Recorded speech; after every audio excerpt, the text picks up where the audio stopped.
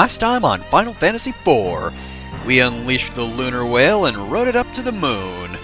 And now, we're going to be traveling through the moon. And just a word of warning, when this goes single screen, it's gonna look like crap because this is the first time I realized, well, not the first time I realized, but around the first point I realized, oh wait a minute, both of the video's dimensions have to be 720 in order for this to be a 720p video. And then I felt like an idiot, but anyway, yeah. Overall it will look better, but these first two parts are gonna look a little weird when it goes single screen. Anyway, enough about that. Here we have the Black Flans. They've got 2,301 HP. Pretty good, because of course they have 999 defense and 46 strength. They don't have any particular abilities other than just punching you repeatedly, and they don't have any particular elemental weaknesses, but magic is of course effective against them as always. There's really not too much to say about these guys. Although they are surprisingly fast, you might want to slow them down. We are getting fairly close to the point where you really want to consider using slow on basically every enemy. That being said, at the moment, I am focused more on just staying alive. It's not entirely necessary to slow them down. Of course, the other problem we have here is we have some fairly tough enemies, because the moon monsters are pretty tough. And we only have 4 characters to deal with these guys. And Edge has to be in the front row, because otherwise it's Cecil alone in the front row, and I don't think that would work out too much better. But with Kain gone, we only have 1 more character to be a front row character, and his evasion's decent enough where it might help out a little bit.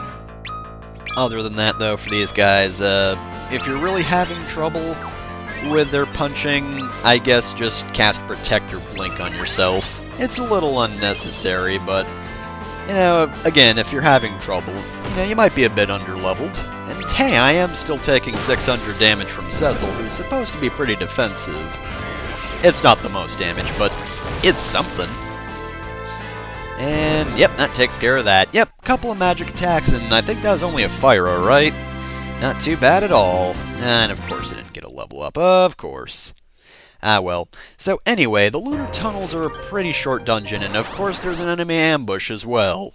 Alright, who are you? Ooh, yeah, these guys are a little annoying.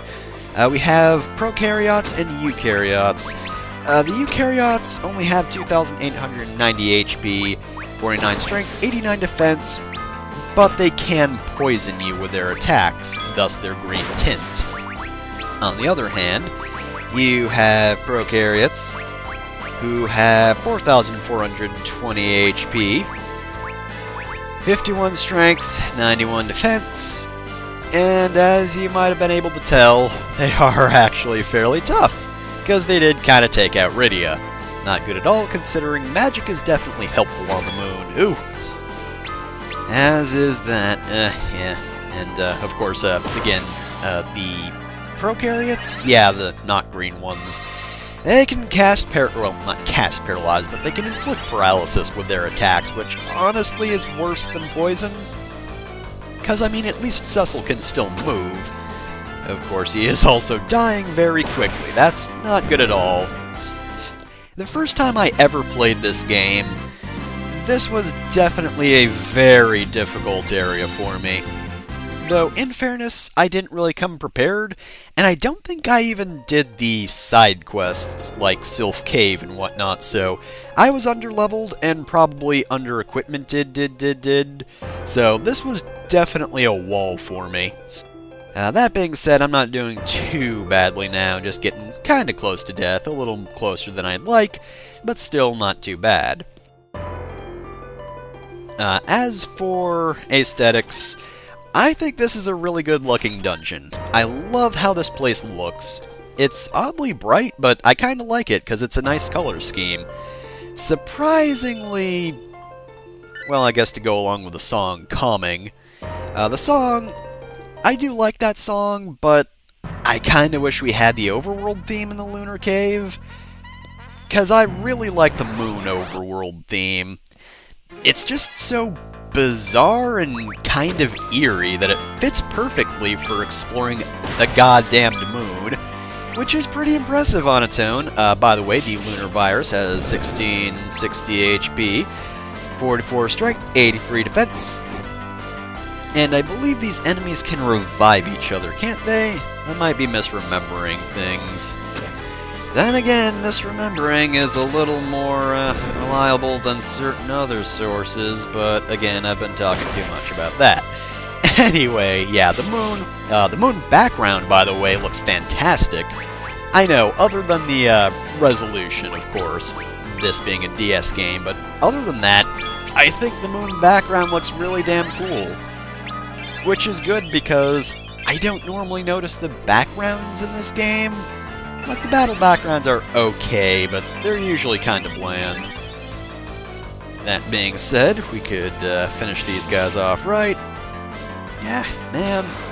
If only we still had Cain, he could be crying these enemies into submission. Because let me tell you, that defense down is really helpful. Oh well. On their own, they're not so bad, especially since the lunar virus really isn't that difficult of an enemy. Anyway, yeah, in general I think the moon looks really cool. Definitely very small on the overworld, but I like it. I mean, there really isn't that much to do here, so I'm glad they didn't make it too big, but the music's good, and, well, that's pretty much it. Other than that, it's just a moon. The interior, again, looks very cool, though. I believe we've seen balloons before. I think they appeared in, like, the Tower of Babel or something. However, the new enemies are, of course, the Dark Grenades, who have 6,519 HP, 37 strength, 74 defense, and what do you think they can do? They can blow up. That's always their gimmick. It's pretty consistent, so by this point, you should probably understand that these guys are gonna go boom if you don't kill them fast enough. Oh, and I don't think they have an elemental weakness, right? Yeah. Of course, the previous guys weren't weak to ice either, so that is unusual. Seems like the upgraded versions of these guys in this game don't really have an elemental weakness, whereas I think in later games they pretty much all have a weakness. Even if you get to later bombs, they'll still be weak to ice. Either way, though, it doesn't matter too much, because we've pretty much taken him out. No, he didn't die. Alright, well, let's kick him to death. Yep, there he goes. His teeth vanish before the rest of him, so I guess that means his teeth died first? Bomb crank. I think that's a upgrade of the usual bomb, like, core or whatever it is. It goes boom, and it's a fire elemental item you can use. Anyway, though, yeah, as I was saying before, it's kind of nice that the lunar tunnels are short, because we are going to be going through here multiple times, and at the moment, again, it's still a fairly difficult dungeon, so only having to go through it once is pretty nice. And there are only 2 tunnels, so we are in the Crystal Palace. So if we check out this end of the palace and step on this panel, we get a free HP and revival. Oh, HP and status, so yeah, that does include if a character gets KO'd, they'll come back up, which is very good. Again, pretty tough area your first time through, so you are going to need the help of these things. Well, maybe you won't, but it does definitely help, so you should use them. And this, of course, gives you more MP. But what's in the middle of the Crystal Palace? Is there anybody up here? Golbez? Are you here? Vacationing on the moon? The music's too peaceful for Golbez.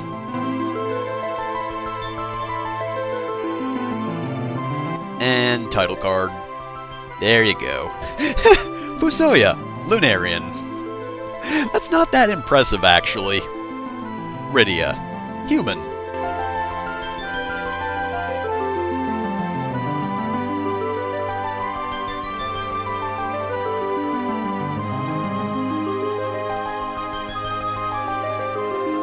Blue planet.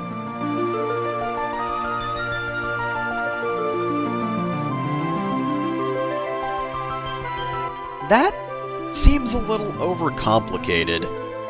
Okay, how do we not disturb these guys. Build a second moon. Really? We could do... No. Build a second moon.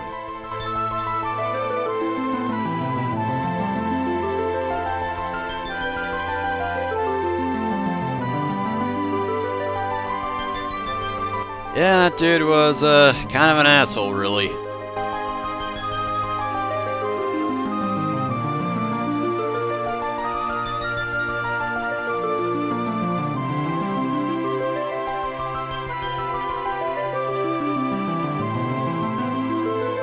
Oh, so Golbez wasn't the true villain all along. It's the Zemus guy who came out of nowhere to be the villain. That's pretty great, right? Remember how earlier on I mentioned how you shouldn't really introduce your villain out of nowhere? And that's exactly what this game does. So, yeah, Golbez, the guy we know, isn't the real villain.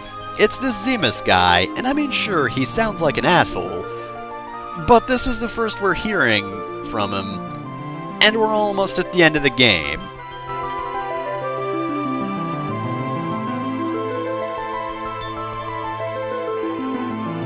Oh, so airships weren't even a thing that Sid did? Wow. He's even less impressive than he was before. The Gasp! Cecil was a moon man all along! And that ghost we talked to at the top of Mount Ordeals wasn't just some weirdo. He really was Cecil's dad. Thank goodness. It's kind of weirding me out when he was like, "Hey, can you call me your dad?"